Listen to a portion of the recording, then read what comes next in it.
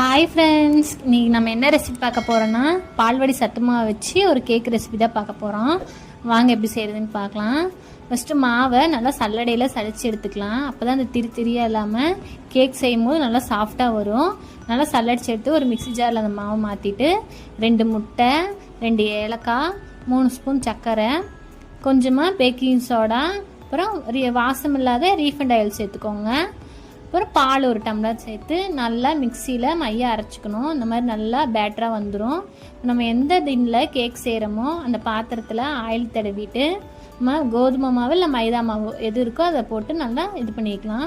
இப்போ இந்த மிக்சரை இதில் ஊற்றி நல்லா டேப் பண்ணி எடுத்துக்கணும். அந்த பபிள்ஸ்லாம் இல்லாமல் நல்லா டேப் பண்ணி எடுத்துக்கோங்க.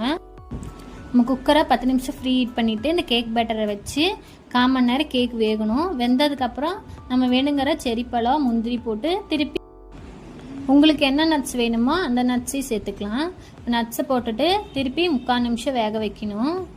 இப்போ 3/4 நிமிஷம் கழித்து எடுத்து பார்த்தோம்னா நம்ம ஒரு ஸ்டிக்கு வச்சு குத்தி பார்த்தோம்னா அந்த மாதிரி ஒட்டாமல் நல்லா சாஃப்டாக வரணும். பாருங்கள், ஒட்டவே இல்லை ஸ்டிக்கில்.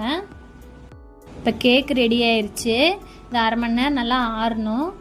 அது ஆறுனதுக்கப்புறம் நம்ம ஓரங்களில் கத்தி வச்சு நல்லா ஓரங்களெல்லாம் எடுத்து விடணும். பார்த்திங்கன்னா இந்த மாதிரி ஒட்டாமல் ஓரங்களில் நல்லா எடுத்து விட்டுக்கோங்க. எடுத்ததுக்கப்புறமா நம்ம அடியில் ஒரு பாத்திரம் வச்சு அதில் எடுத்து கமுத்திக்கலாம். கமுத்தினிங்கன்னா கேக் வந்து ஒட்டாமல் அழகாக அப்படியே வந்துடும். பாருங்கள், அழகாக எப்படி வந்திருக்குன்னு பாருங்கள். ஒட்டாமல் கேக் நல்லா சூப்பராக வந்திருக்கு.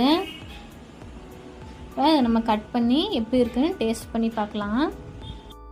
பார்த்திங்கன்னா இந்த மாதிரி கட் பண்ணும் போது நல்லா சாஃப்டாக இறங்கணும். இப்போ கேக் பாருங்கள், நல்லா பஞ்சு போல் வெந்திருக்கு. நல்லா சாஃப்டாக வந்திருக்கு கேக்கு. நீங்களும் இந்த கேக்கை வீட்டில் ட்ரை பண்ணி பாருங்கள் மறக்காமல். எப்படி இருக்குன்னு கமெண்டில் சொல்லுங்கள். ட்ரை பண்ணி பார்த்துட்டு வாங்க டேஸ்ட் பண்ணி பார்க்கலாம்.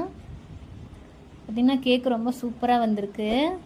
மறக்காமல் லைக் பண்ணுங்கள், ஷேர் பண்ணுங்கள், கமெண்ட் பண்ணுங்கள், சப்ஸ்கிரைப் பண்ணுங்கள். Thank you friends.